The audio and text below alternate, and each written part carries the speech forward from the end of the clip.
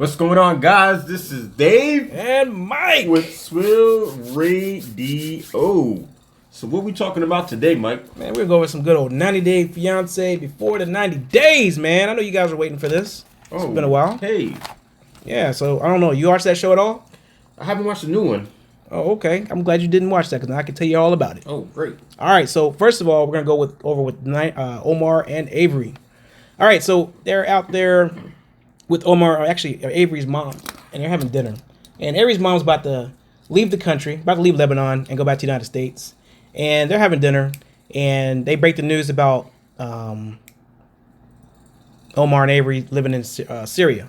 So mom is throwing a fit, and she's like, "Oh no, I don't want you going there. I want to keep you alive. That's my job."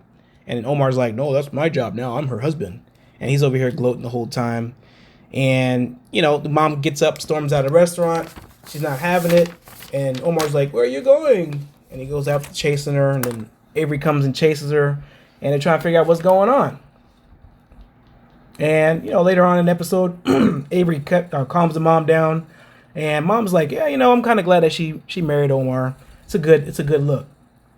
And she said that, you know, she's going to go ahead and help out all ways possible to help him get his visa. So basically, Avery's going to go back to the United States, start filing for Omar, and they're going to go from there. And of course, it's their wedding night. So it's the first time he gets to beat some guts. He never held a girl's hand, never kissed a girl. He never did any of that stuff. Wow, really? Never got his stick wet. So, yeah, this is the night that's going to happen for him. So what do you think about that? It's pretty crazy. Yeah, good old Muslims, man.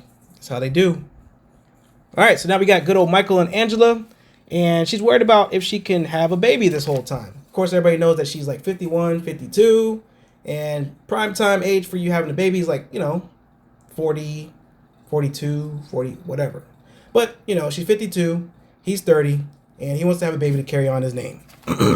Baby time. Yeah. So they have a lot of stuff going on right there. And, you know, if you look at the previous episodes, she's asked her daughter, you know, to carry, you know, borrow some eggs and... Whoa, borrow eggs? Yeah, borrow some eggs and stuff like that. If she would ask the daughter if she can carry the baby for her. And the daughter's like, "Nah, I'm not sure about that." Hey, you guys know about that. You know, if you borrow someone's eggs, that's their DNA. Yeah, I swear. You know, I guess the mom she's just desperate just to make something happen for this guy. She loves this young guy for some reason. I don't know what it is about these banana chasers, man. But all they do the whole time, banana chase.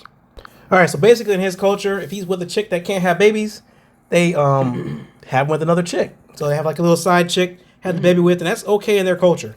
But of course, Angela's not having it. All right. And yeah, he's like, by all any means necessary, that's what they have to do to have a baby. Then we have good old Benjamin and the Keeney. Ooh. Yeah, you can walk in those. You can walk right into that gap. All right, so basically what happened with this, he packs his bags. He's ready to leave her brother's house, and he got the family's blessing to marry a Keeney.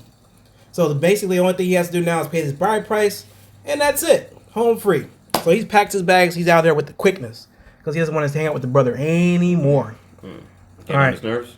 Huh? Get on his nerves? Yeah, they got so many rules and so many different things because you have to hang out with the brother and get his blessing, and you know you have to get the dad's blessing, but you're not gonna get the dad's blessing unless you get the brother's blessing. So he's like the gatekeeper basically. So if you ain't pleasing him, you ain't seeing the dad.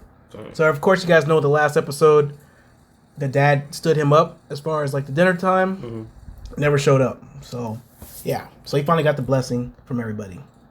All right, so later on, then she shows up at his apartment, and he's surprised, and he's like, "Hey, does your dad know you're staying here?" And she's like, "No, but my mom does."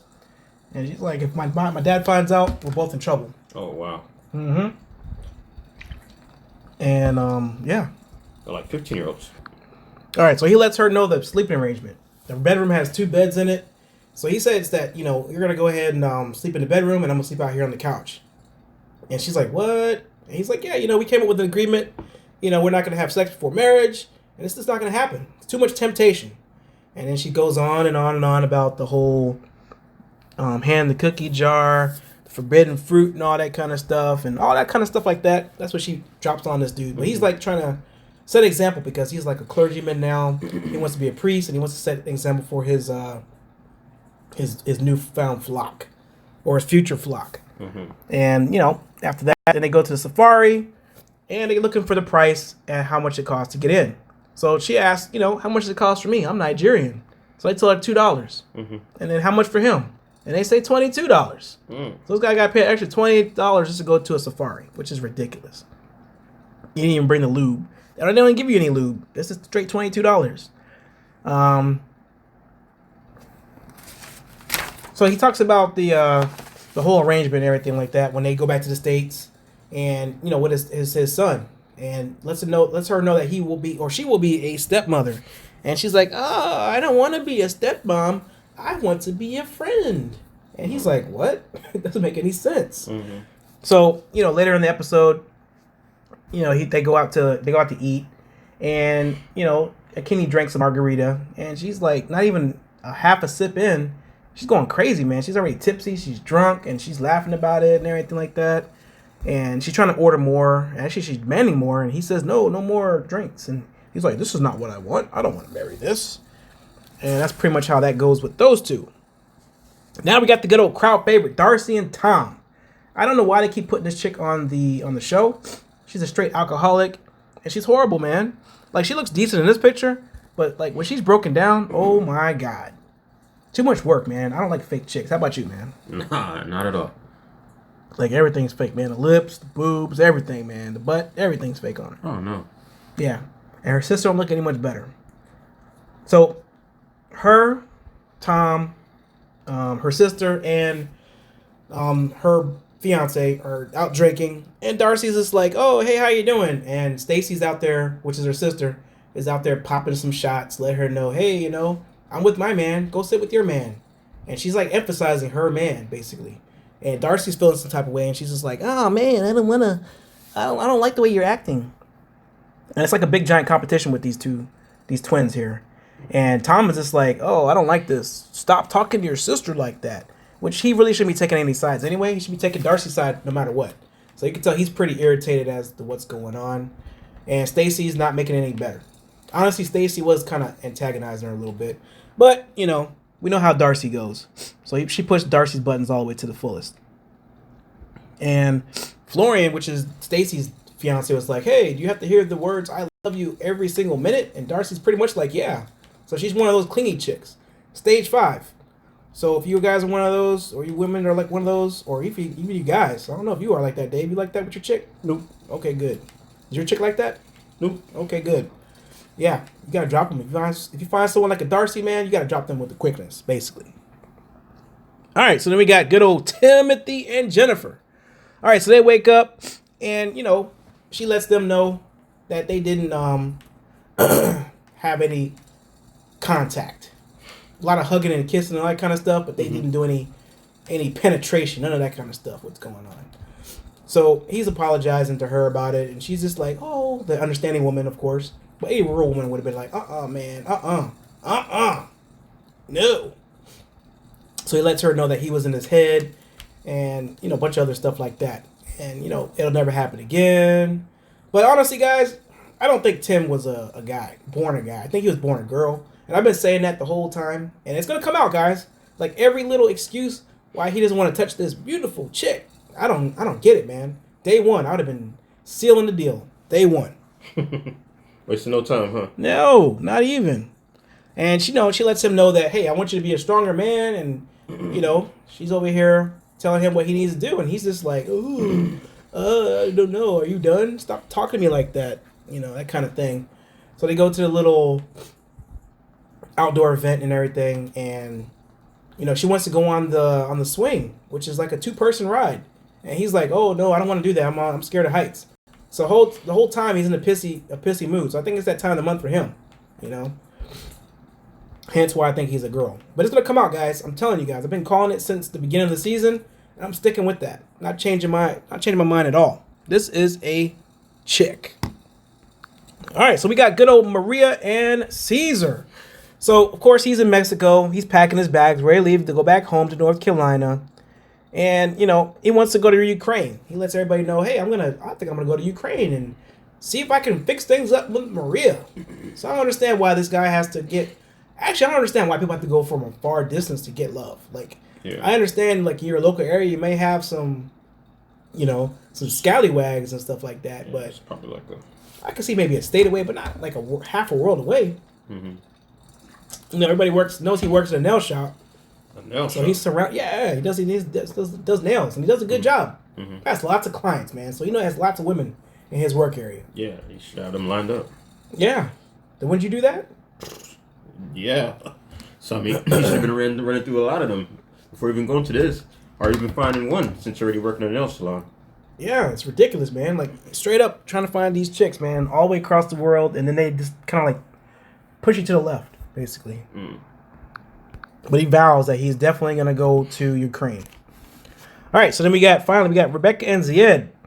They're gonna actually go meet his sister, and they're at the marketplace, and he wants to buy his sister something, and she's like, "Oh, that's a really good idea." But everybody knows that Zied's sister does not like Rebecca, so it's like a woman intuition thing. Mm-hmm. So everybody knows, or everybody should know, but he knows, but Rebecca can't catch the hint. So she's like, "Oh, I want her to like me. I want to get her approval." And he asked to borrow some money, and she's like, "Well, how much?" And she's gonna give him a couple dollars. He's like, "Oh no, it's more like 300." Ooh. So this dude's borrowing like about $200 from her, and she's like, "What do you need to borrow $200 for?" And he's just like, didn't have a good story, wasn't well thought out. Mm. We know what he was trying to do. He's trying to buy her a ring, but he's saying that he wants to buy his sister something, and that's not the case. But either way, guys, it's fine. His heart's in the right place. So she said, "You know what? Forget it. Here's the money." So she gives him the money, and she's worried the whole entire time. So he meets up with his sister, and they're walking hand in hand in the little marketplace. So finally, they go to the jewelry shop, and he's looking at some rings, and he's like, "Oh yeah, this is the one." So sister helps him pick out one, and he's really excited. He's really happy. And finally, later on, he meets up with Rebecca, and she's like, "Oh yeah. So what did you really need to buy? What you need to borrow the money for?" And he's like, "I just bought my sister something, and that's pretty much it." And Rebecca knows that he doesn't have a job currently, but I think he was like on a TV show or something like that over there. Mm-hmm. So he's like in some kind of cop show, whatever. At one time, I'm not sure what he does. I'm sure he doesn't work now. He lives at home, so who has to work if you live at home? Mm-hmm. Basically, you're being taken care of. And then she's like, "Oh, I hope you don't think that when you come to America, I'm gonna be taking care of you." Well, Rebecca, if you marry the guy and you bring him to the States, you're responsible for him for 10 years. Yeah. So, he can't work right off the bat. So it's going to be some time, like about a year. I don't know how, about a year or so. 6 months to a year or so. Something around there. It's going to take for him to get that work permit. Until he gets that work permit, you're going to be taken care of. She should know this. She's already married a foreign guy before and brought him to the States. So she already should know this already. But she acts like she did not know. And that's pretty much it with the episode. Wow. That's crazy, man. So, I mean, how you feeling about this season so far? I mean, to me, honestly, it's the worst season. I'm not really a big fan of this one, but I still watch it. I still do the reviews on it. But this is like, I don't know, it's like too many, like, I'm going to call them titty babies in this season. And they keep bringing back old people like Angela, Michael, Darcy. Don't bring back old people. Like, they're not people that we want to see. Mm-hmm. Some people might want to see them, but the good majority of people do not want to see these people. And this show's already been around for so many years, so it's already saturated. So everybody's already coming up with different schemes to get onto the show. So a lot of the stories are fake. And once I find out the fake stories, guys, we do post those. Any kind of juicy gossip and stuff like that, we do let you know. Yeah. So let us know in the comments down below, guys, what you think about this episode. And what's going on? What do you forecast seeing in the future? Do you believe in Mike's predictions? We really want to know what you believe in. So comment down below so we can see. And then when the next episode come out, we will shout out whoever comments. So we're going to definitely shout you out, and we're going to bring it to light. So thanks for watching, and stay tuned for the next video. Peace. Like and subscribe. Make sure you hit the bell notification, guys. And we'll always keep you guys up to date on the latest trends. Check out our Facebook and our Twitter. The links are in the description below. Thanks for listening. Peace.